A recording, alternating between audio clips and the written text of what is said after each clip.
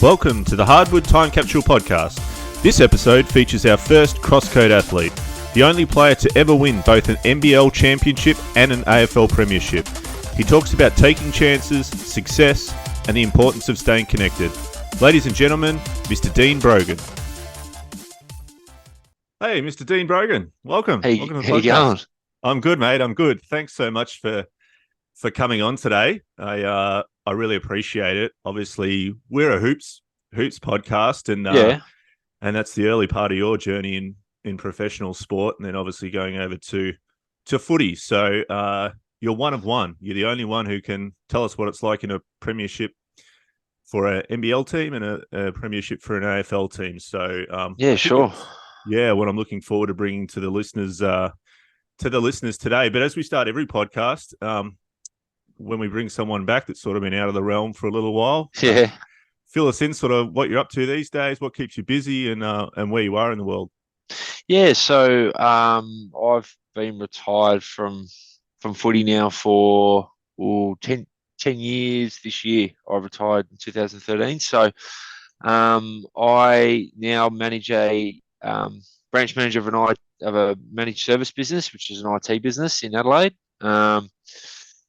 Been doing this for 5 years now. So look, it's an interesting career path because I never thought I'd be in IT because I used to hate it when I was at school, and it's one of those things, if you don't know, you don't want to know about it. It's like the everyone needs it though. So I sort of fell into it. Now I manage almost 70 staff now. So from sales to service to projects to making sure our accounts are all good, to making sure the culture's good and things like that. So that's what I do for my 9 to 5 job.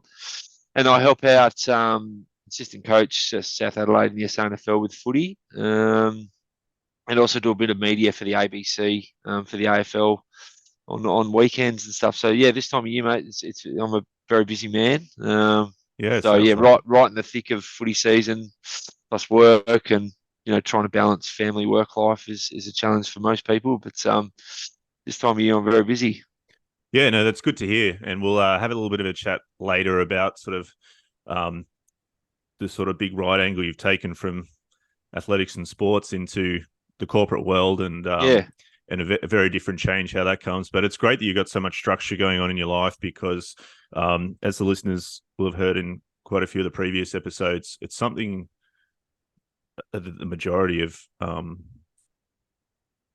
professional athletes seem to struggle with, is when they come out of that super structured environment. Like, what do I do now? How do I set myself up? And so, and we do touch on sort of stuff that in different codes, what the Players Association do during a player's career to make sure that it's not just a sort of a boot out at the end of your career and good luck to you. So we'll have a chat about that. Sure. What I want to go through is your career now. Now, usually I would rattle off sort of your resume and what you've done, and then we sort of go back on it. But we're going to sort of walk through this together because there's a whole heap of, I guess, sort of forks in the road that you could have made varying different decisions at many different times. And I guess for us as listeners, finding out, why you made a particular decision, rightly or wrongly, what you learned from it, etc. But I guess the most obvious one, first up, being a cross-code, both an NBL player and then an AFL player, is growing up, were you playing both sports or was there one more dominant? Yeah, look, as I was growing up, we were a very basketball dominant family. My sister Michelle was a very successful basketballer at a very young age. She went to the AIS when she was like 15 or 16. So, there's a 5-year gap between us. So, I was 9, 10 at the time. And I just remember just getting dragged around basketball stadiums a lot more. But like most kids, I played like soccer, footy, cricket, but sort of just by, living in basketball stadiums, I just naturally gravitated towards basketball. And was this over in Adelaide? Yes, this is in Adelaide. Yeah. So that we were very much basketball family. Used to go to all the Sixers games. My mum used to do the work the bench, the scoring, and all that for NBL, WNBL, and my sister was playing nationals and for Australia, so we, every school holidays we were, you know, doing basketball things. I guess footy sort of was I only played footy for a bit of fun because most of the kids in my neighbourhood were footy players. My next door neighbour was a footy player. The kid down the road was for a footy player. Everyone at school played footy. Not a lot of people played basketball, so I just sort of played footy when I could, if it didn't interfere with my basketball. So that's what And then when I was about 17. Oh, so then I was lucky enough to go to RS2 with basketball. So I made a state team, SA Metro, went to nationals, played pretty well, and got asked to go to RS for 2 years. So basketball just became my number one sport, and everything else sort of fell away when I was 16, 17. Yeah. So on that recruitment to the AIS, I think Brett Maher was saying, for him it was as simple as played well at nationals, and Yep. the coach sat down with the parents and said we'd like to have Brett come across. Was that the situation with you? Yeah. So, that's exactly how you sort of get recognised. You've got to perform well at the nationals back in the day. Actually, Brett Maher was my sister's age group. So, Oh, okay. Yep. but There you yeah, go. you play well at nationals, and then after nationals, you get selected. You get identified as someone who they want to give a scholarship to, and pretty much the following year you start at the AIS. So it all happens pretty quick. Yeah. Who And was the then coach at the time at the AIS? guy called Gordy McLeod, Okay. Yep. and assistant coach Frank Arcego, who was from South Australia as well. So He then later took over. Were you still there when he took over as head coach? no, I was No. only there under Gordy's tenure. I think Gordy did one more year after me, and then Frank took over. Yeah. Okay. Yeah. And who was rooming with you in Canberra back then? So I was at the age. So my group was Matty Nielsen, Mhm. who is David Anderson. Um, who there's some names that come to light straight away. They obviously have very successful basketball careers. Yeah. Um, I think from that class, that's really all that sort of played for Australia or went on to do, things overseas. A lot of the other boys sort of came out and played a bit of NBL. A guy called Ben Thompson, who played a lot of NBL. Toby Zaremba. Just trying to think who else there was. No, I think that was it from that sort of age, that class that went on to do anything really significant with that Mm. sport. Yeah. No, that's fair enough. And there's some big names. Obviously, Matty Nielsen's coaching now over in the He is, in yeah, the NBA and was just head coaching in the summer league. So yeah. And I so think he's assistant coach for the Australian team now too. So the boys they come out here in August, and we're all going to catch up as an old oh, great. basketball collective AIS team. We're going to get a few heads Yeah. together and catch up. Yeah. Yeah. No, awesome. Yeah, that'll be good. Uh, Following on from obviously your stint at the AIS, you then go professional back to Adelaide Yep. with the 36ers. Um, I guess back then, and I'll let you tell the story, but Yeah. it was more common to sort of have that path, whereas now it's more common to go to college after the AIS or what's now called a Centre of Excellence. Yep. Was college ever a thought for you at that stage, or were you keen to go home? Yeah, you're right. Like most, if you, I think most in that era, the pathway, all most of the kids wanted to do was go straight into the NBL. Like it was such a big deal back in the '90s and late '90s that all the kids, all my class, all they wanted to do was go and play for their home state. Like the Queensland boys wanted to play for Brisbane. The Sydney, Manny Nielsen wanted to play for the Kings. I wanted to play for the Sixers. It was just naturally that you would come out of the AS and go to those into those situations. So yeah, college wasn't the college. They did come and offer scholarships and things like that, but it just wasn't something you do. Mm. And if you did, it was a big deal. Like oh wow, he's going to college. That's huge. And you're right. Like now, there's just so many pathways there's so many more opportunities. To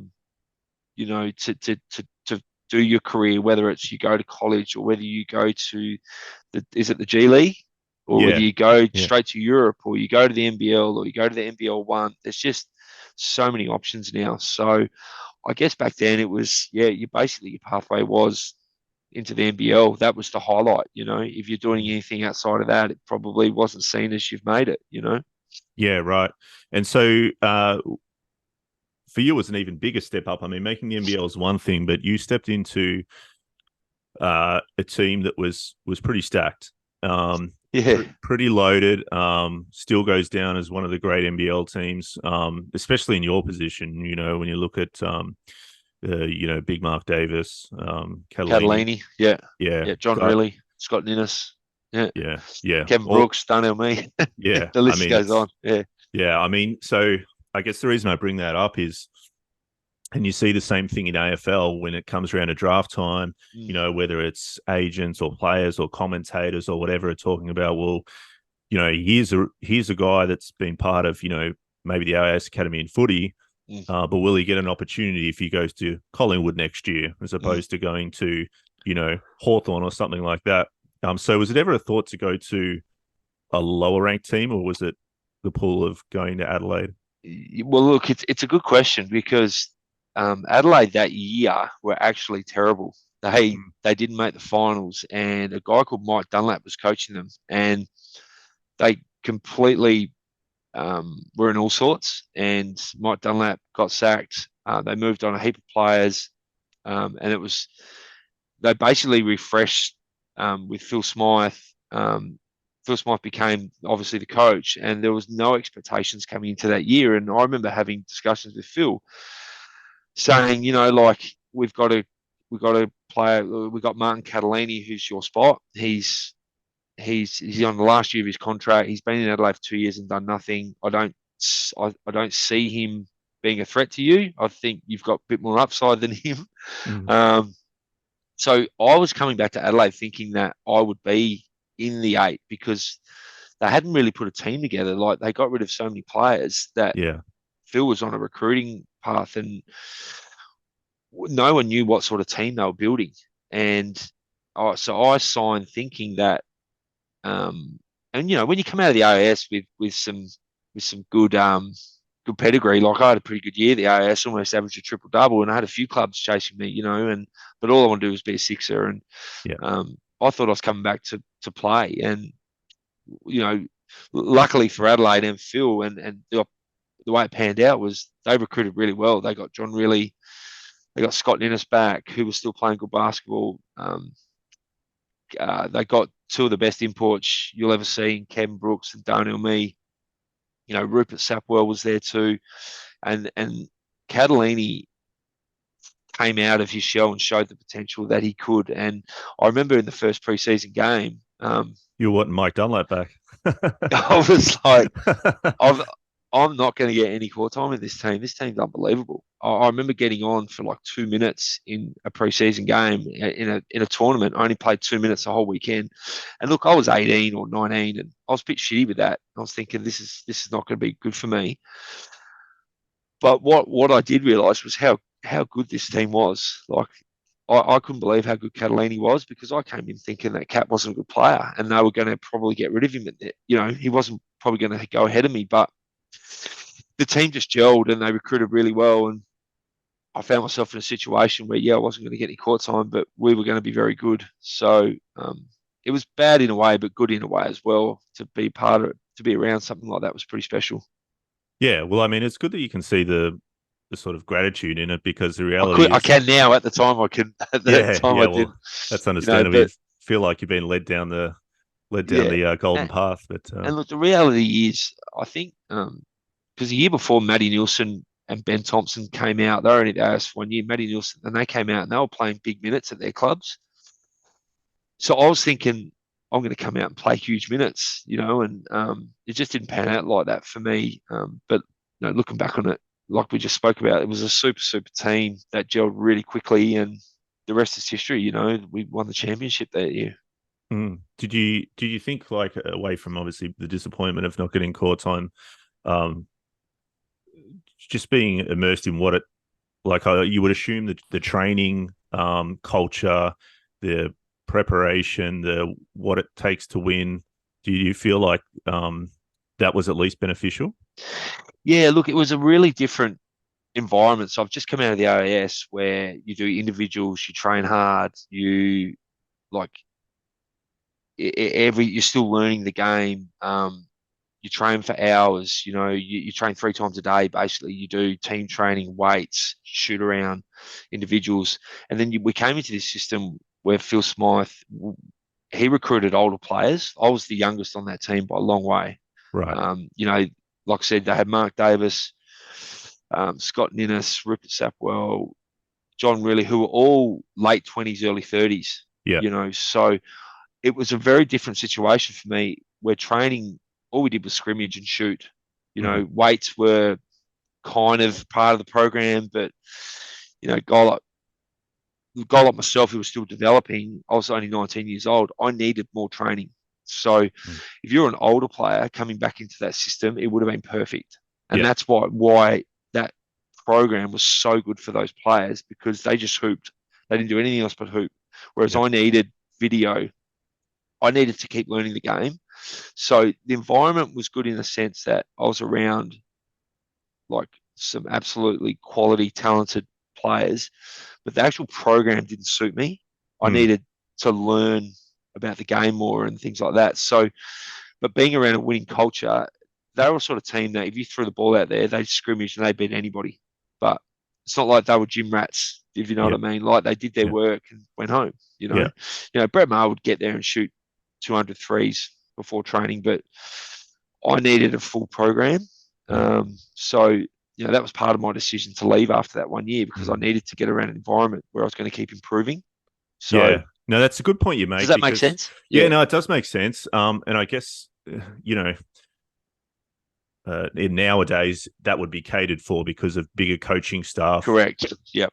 Development coaches, assistant coaches, etc. Now on that sort of off the court, we're talking sort of late 1990s, early 2000s. Was the pay at a point where you could be a full-time player, or you had to also work outside? Yeah, good question again. Look, I think my first contract with the Sixers was 15,000 in a car. So, right. And I thought that was like unbelievable. But I also played local comp for Norwood, which was like the SNFL, so to speak, and I think that was for about 10 grand. So I had a package of like 25 grand a car, which back in 98 was, that's all I needed, But I was a full-time basketballer, but I needed another income with the local league. I couldn't just survive off NBL money. And then I did sign a 2-year contract with Newcastle, which was quite healthy. I was full time, but I wasn't on some of the money some of the other guys were on. That's for sure. No, of course not. Yeah, and so I'm guessing the move to Newcastle was for exactly what you mentioned before, a bit more opportunity and that sort of thing. Yeah, so opportunity and bigger contract as well. They offered me a 3-year deal, all guaranteed money, and the opportunity to play more was what and the program itself. One of the coaches was from the AOS, and he was part of that he was assistant coach. So, I needed to work on my game a lot, and I just felt the Adelaide program, I was going to be behind a lot of those players, and I wanted to play as well as work on my craft as well. So I just felt the Newcastle program was going to be better for me. Yeah, well, I think that's a pretty mature decision considering, you even see it in junior basketball at the moment. Like kids are so desperate to make first teams and stuff, but what's the point when you're sitting on a bench for 38 or 40 minutes? You might as well swallow your pride, play in the twos and get better, and look, people sort of said, well, why are you leaving a championship team? And at the time, it was all about me. I don't regret my decision at all. No, it was the right one. I needed to get away and work out what I needed to work on and things like that. And that was no disrespect to Phil and the program. It was a perfect program. It just wasn't for me at that time. And turns out Newcastle folded after a year anyway, so it all worked out in the end. And then I went to footy. So well, I mean, it was there was like a 10-year period there where teams were folding left, right, and centre. For those that are just new to the podcast, unfortunately, it's not that uncommon in some of the eras we're talking about for teams to come and go. Correct. We do have a fair few listeners up in New South Wales, so we'll just get you to quickly touch on who was the the head coach at the Falcons at the time, and Yeah, some teammates. guy called Sean Dennis, and yeah, we in our team we had Pat Reedy, we Hmm. had Butch Hayes, the Johnson brothers, Terry and Right, Rod Terry and Johnson. that. Yep.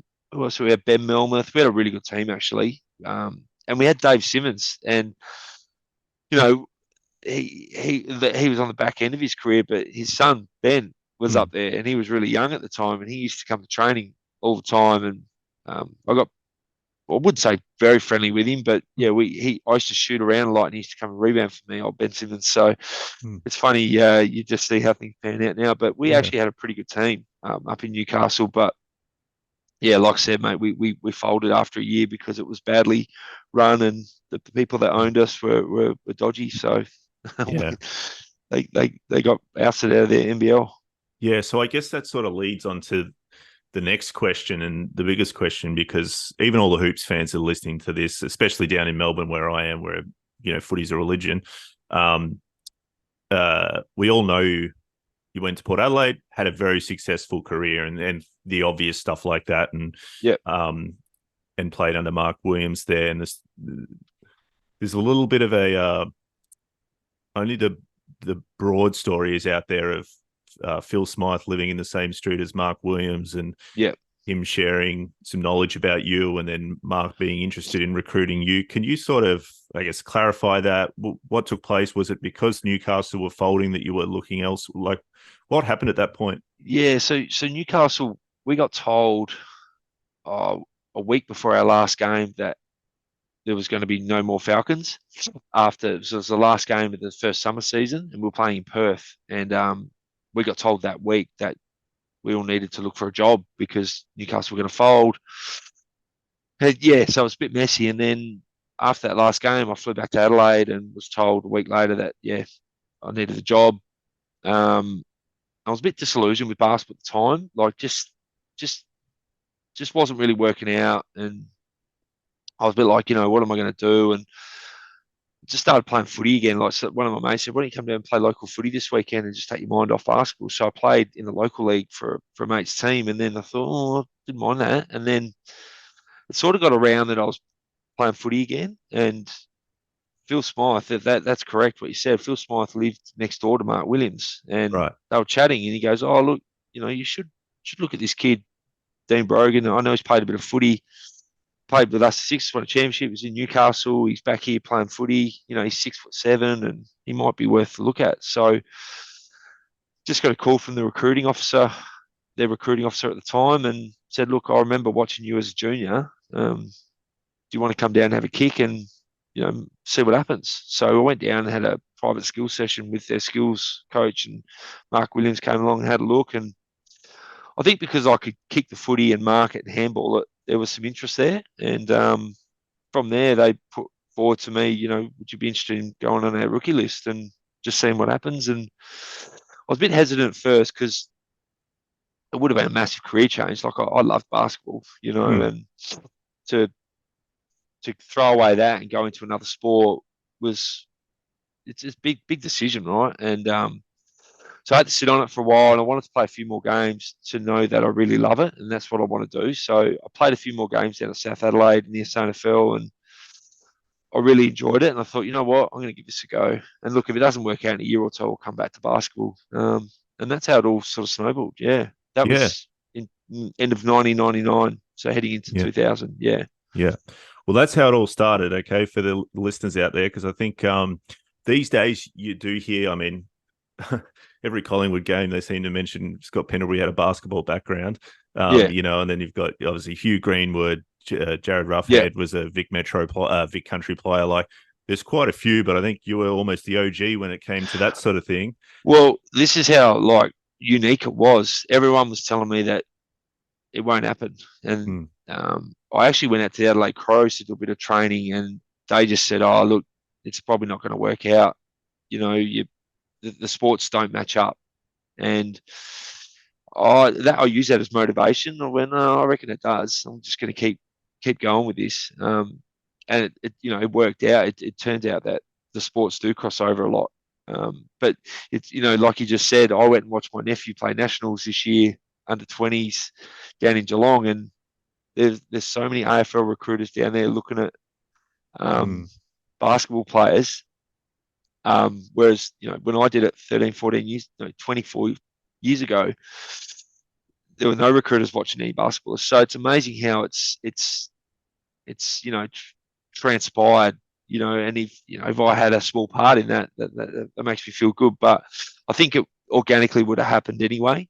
But I do feel somewhat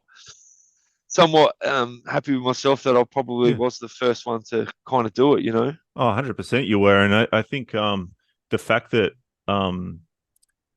you showed the crossover happens in the craziest the spot on the ground, in the sense that, and everyone talks about um uh Scott Pendlebury in particular, with he just seems to have Yeah. more time than everyone else. And Mm. that's the thing, is you got basketball, you got 10 guys in a very small area. And so when we put you go all of a sudden over to footy, you're in the ruck, you're in the Mm. thick of it. You're not, just a leading, full forward with all the space out in front of you. And you're used to being in a crowded environment. Yeah. And I think AFL coaches now appreciate that. I mean, you can see even at at different trainings, or if you go to clinics or whatever.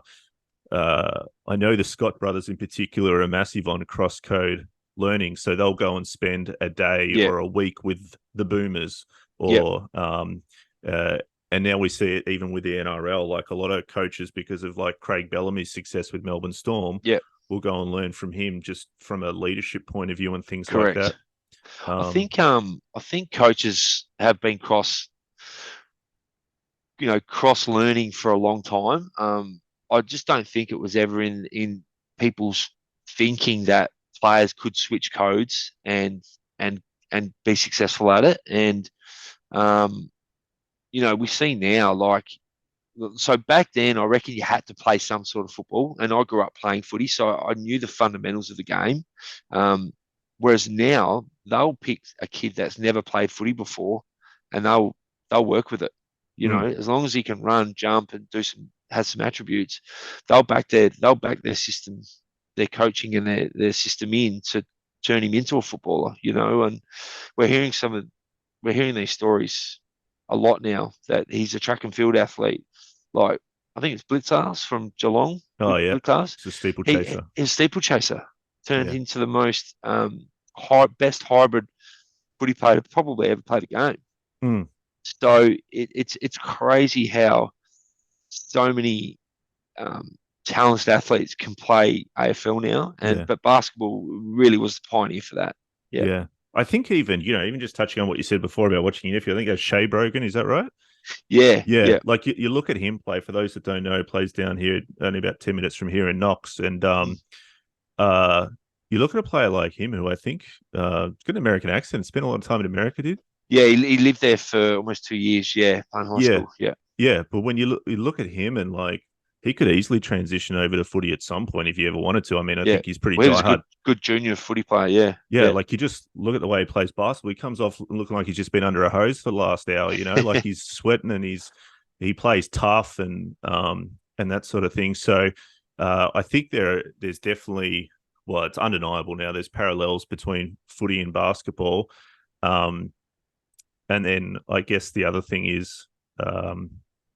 big difference is, I guess, if you feel like you can make it all the way in basketball, then the finances might get you over the line in terms Yeah. of NBA. You know, they talk about how Patty Mills was a pretty decent footballer, and Yeah.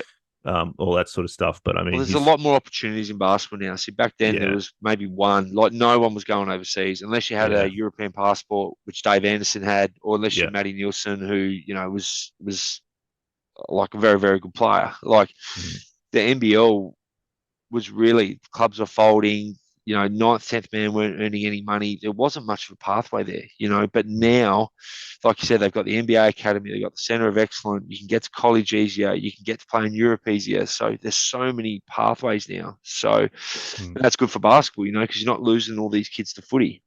Yeah, yeah, 100%. And it's just as well there are, because basketball sort of boomed down around here to the point where like these kids, like your nephew, are, you Yeah, know, they're Friday night highlights being put all over Instagram. You yeah, know what I that's right. mean? Yeah, yeah, Like it's crazy. Like you could be a scout from anywhere in the world and be looking at how they're playing each week. You know, you got these young cinematographers going down on a Friday night and filming all their yeah. the filming I under follow a few of 16s. them on Instagram to follow, Yeah. my nephew, and it's amazing the content that's getting up. Oh, content, but also, I mean, like being a parent of one of those kids, you know, you'd want to be all over it because there's a pressure and there's Mm, obviously trolls and those sort of things, and we're talking correct. 15-year-olds having to mentally deal Yeah, yeah, with that side of things. But no, that's cool. So your first coach going into uh well, my other question on that was you actually got drafted at number 26, is that right? yeah. So in the rookie draft, so I was really, Yeah. really low. Yeah, yeah, Yeah. So I guess my question is obviously you wanted to go to Port Adelaide or had been scouted by them. Can you just explain for those of us that are not right yep, across the draft how you were able to guarantee that you would be left to number 26 to go to Port? yeah. So look, no guarantees. So once you put your name in um, any draft, you can go anywhere. Yeah. And so I guess the advantage I had was not many people wanted to touch me because I was from basketball. Um, Right. like, so I think I was like Port Adelaide's third or fourth book pick in the rookie draft. When back then the rookie draft was seen as nothing really. You were just training bait really, whereas the rookie draft means something now. So yeah, I guess yeah, I could have gone anywhere really, and I actually thought I was going to Hawthorn because I went to the draft camp. Um, so a few clubs wanted to have a look at me, but at the draft camp, I didn't really set the world on fire, and a lot of clubs sort of said, "Oh, nah, it's not going to work." But Hawthorn was really keen on me. One of the recruiting guys there had come over to watch me play juniors just a long time ago, so he did remember me, and he was really keen. So I actually thought I was going to go to Hawthorn, but they Right. passed on all their rookie picks. So I'm sitting there going, "What am I doing? Like, have I done the Yeah. right thing here?" And then Port. I don't think they just called me and said, "Yeah, we've put you on our rookie list. We'll see you at training tomorrow." So that's how it all sort of started. Yeah. But And then from getting drafted, I don't want to sort of dig too much into the footy because I know okay, yeah, most of the people are basketball fans, but uh, that first year's the after you got recruited, was that mostly spent playing for South Adelaide still? yes, it was. So yeah, Right. rookie listed. You only trained with the AFL team, Right. and you would then filter out to SANFL clubs. Yeah. Um, and then yeah, I yeah. So I was rookie listed for all of 2000, and then I was okay. Port rookie listed me again at the end of 2000, and then in 2001, about round 7 or 8, all our ruckmen went down with knee injuries, and I was fifth in line. I was like the fifth ruckman in line, and all four couldn't play through injury. So I got an opportunity, and um, I think I debuted 2000 round 7 and 8, and I was promoted to the senior list. So, and then from there, I just stayed on the senior list. So Yeah. I got my look. I got an opportunity when I probably shouldn't have Yeah. because by chance, like the Primus was down, all the ruckmen ahead of me had significant injuries, so they just threw me in there, and the rest is history. I took my opportunity and ran with it. Yeah. And obviously, as we touched on at the start, you won an AFL Premiership in with the group in 2004. Yep, Uh, I guess for those of us that were never athletes or never pro athletes anyway, um, how did the two compare in terms of how did you feel in the lead up to the match? Obviously, one you were probably not expecting to play yep, or play very much anyway in terms of the Adelaide 36ers yep. beating the Southeast Melbourne Magic, and then the one in 2004 maybe you felt a bit different. How was that for you? Yeah, look, you just summed it up pretty well. Like, um, the basketball one, like I was just so young and probably didn't give it the respect it probably deserved. Like, I mean, I I was into it. Like, don't get me wrong, I was part of the team, but there was just a selfish part of me thinking, well, I'm not going to get on. I don't really feel a part of it. And that's a natural thing to feel when you're 19 years old and thinking that you're better than what you really are.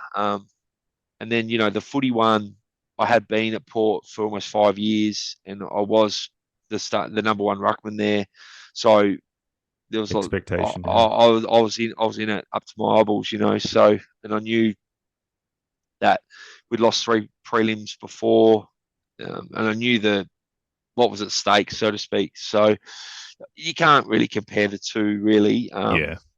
But yeah, it's only now I look back on the basketball one, and if I had my time again, I would have done things a little bit differently and appreciated the moment a little bit more. But how do you put a 40-year-old, 44-year-old brain onto a Yeah. 19-year-old kid? Just part of It's life. Yeah. impossible to do. So, Yeah. but look, 04 stuff.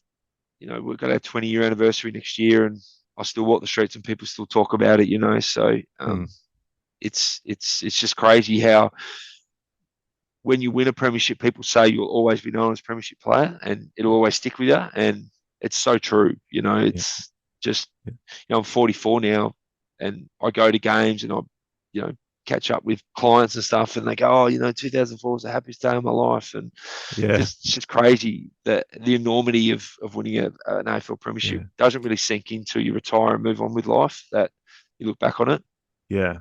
No, well, that's great. I mean, that's something that we do touch on as well with other guests. Is I sort of alluded to it earlier. Is uh, the importance from a mental health perspective to be able to deal with that is not easy. And we've got a guest coming on in a couple of weeks who deals exactly with preparing players in the NBL for life after basketball, because like the situation you've just described, what if you have a young player at how old were you when you won the premiership? Footy one. Yeah. I was 26, Yeah. So 26, I what think. if Yeah, 25, 26. Yeah. you're 26 and you're sitting there and you're going, I've just had the highlight of my life and I'm going to live for the next 60 years and there's not going to be anything that's going to be able to match this high that I've just experienced. Like, how do you deal with that? And how do you, when the people stop, stopping you in the street, they stop asking you about your career. How do you deal with that? And so I guess for you being still in Adelaide, you obviously, as you mentioned, you still Yeah. get people asking about it. How how did you find sort of reassessing, what's important, or what you value, so that you don't just, I guess, stand still and just identify yourself only as a premiership player?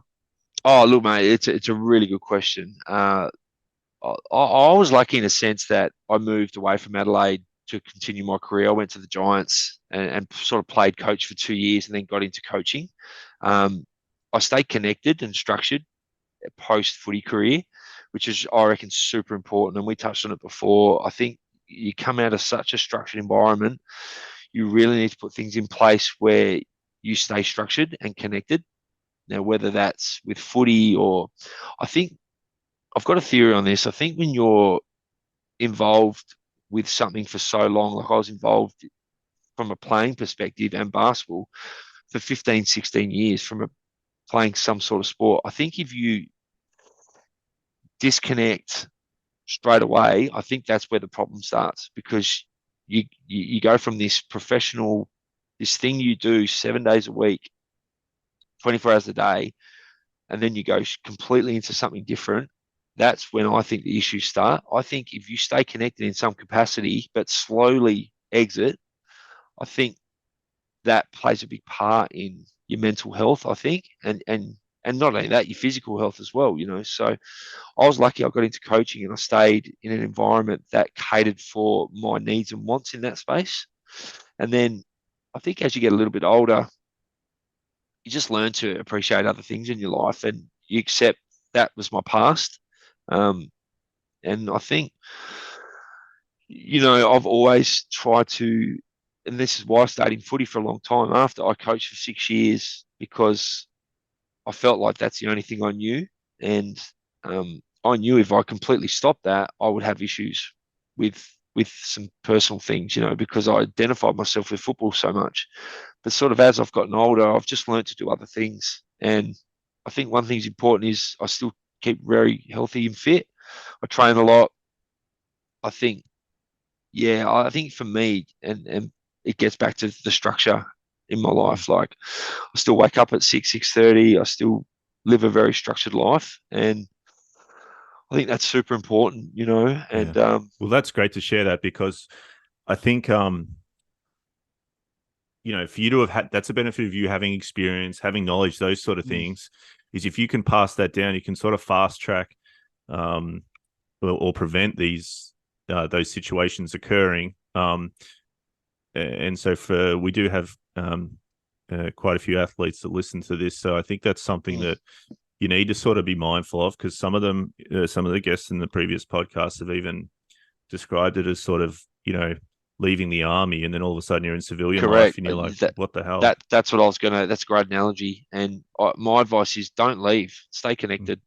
You know, whether you become a development coach, or whether you become an assistant coach, or whether you try and do a little bit of media, or whether you just got to try and stay connected a little bit, because that's all you know, right? Yeah.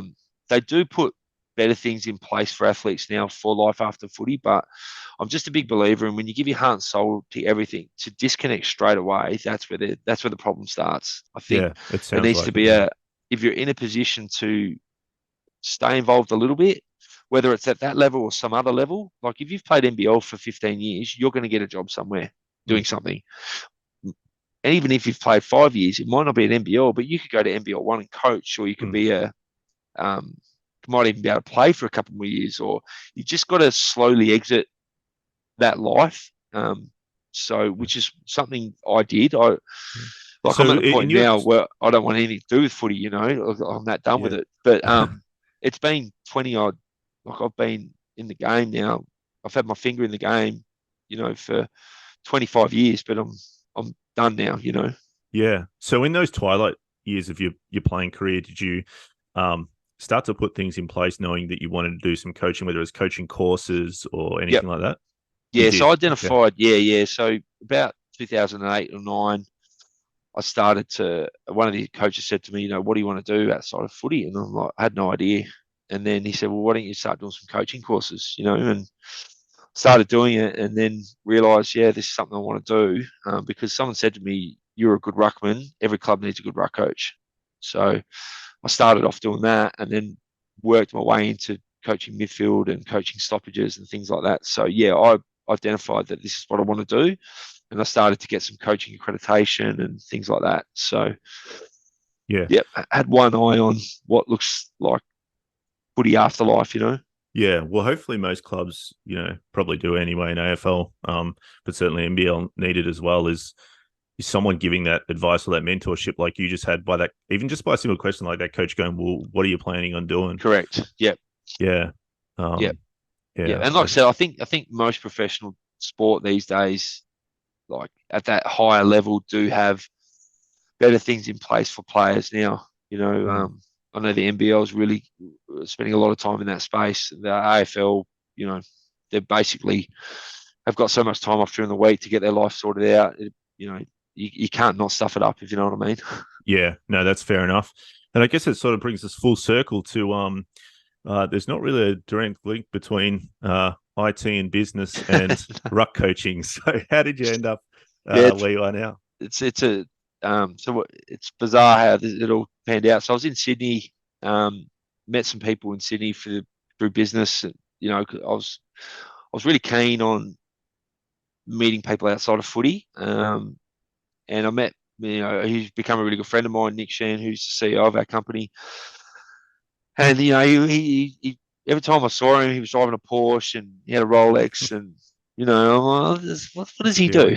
And we just started talking, and he sold printers. He was a print salesman, and he owned his own business. He used to work for Fuji Xerox. And cut a long story short, he said, "Mate, I've got 6 or 7 sales staff. Do you want to come in and spend some time with these guys and talk about culture and your story?" And so on my day off, when I was at the Giants, I used to go into North Sydney and spend a day with these guys, and I just loved it. I love the interaction. I love learning about money and how to sell, and sitting in meetings with corporates, and I just really enjoyed it. And Hmm. I started working with them. And then Nick said to me one day, he said, "Oh, look, I've always wanted to go into Adelaide. I want to open a branch here. Do you want to put your name to it and start using your contacts in Adelaide?" So I just said, "Stuff it. Why not?" So we worked on it for a year. And I rang. One thing in footy too is you get a lot of people, you make a lot of connections in Yeah. footy. And, my 13 years in footy, I was always one to talk to sponsors, talk to people and get hooked up. I look after them, you look after me with tickets. And I looked after a lot of people and I played footy. And so when I reached out to these people again and that I knew owned businesses, I said, "Look, I'm thinking about doing this. Would you help me out?" And the good people of Adelaide, Adelaide's a place of it's who you know, not what you know. Right. And a lot of businesses said, "Yeah, we'll give you a go. If that's what you want to do, we'll help you out."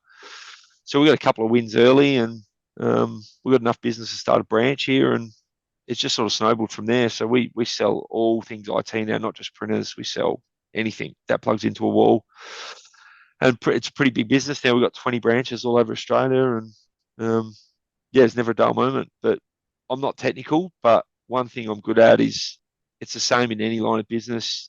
It's how you treat your people, how you treat your customers. Is it a fun place to work? Are we doing what we say we're doing?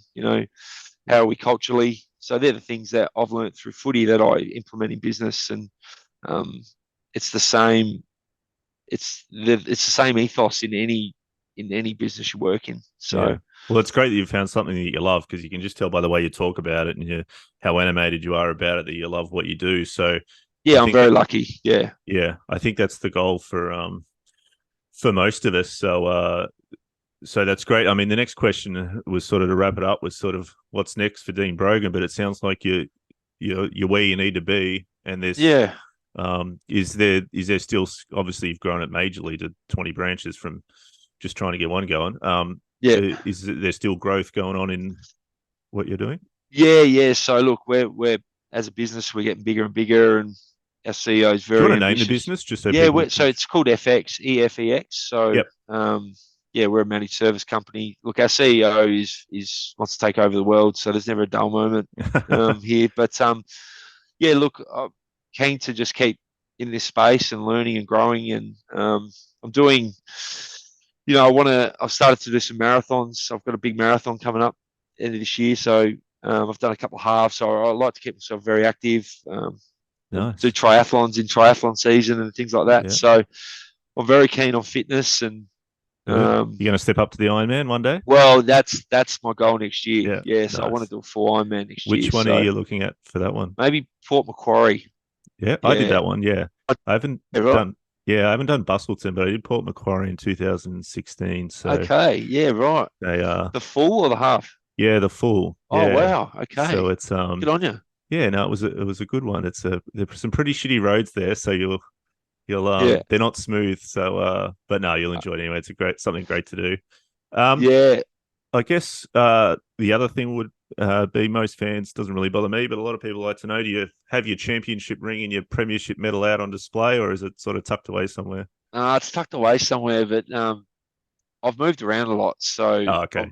Yeah. I keep them pretty close, and I always make sure I know where they are because I'm not a very big memorabilia guy that hangs stuff on the wall and things like that, but I do know where they are, and Yeah. they are pretty special to me. And every Yeah. so often, when we're having a red wine night, I get them out Yeah. and remind people. Yeah. But Yeah. no, I do keep them pretty handy. Yeah. Yeah. And the other thing I shouldn't neglect to mention, because even though I'm a Melbourne boy, I know it's big in Adelaide, is you did win the Showdown medal in 2009, was it? Yeah, 2009. Yeah. Yeah. Yeah. Yeah, which is obviously a massive deal from where you're from. So another good accolade. Look, thanks heaps for coming on the program.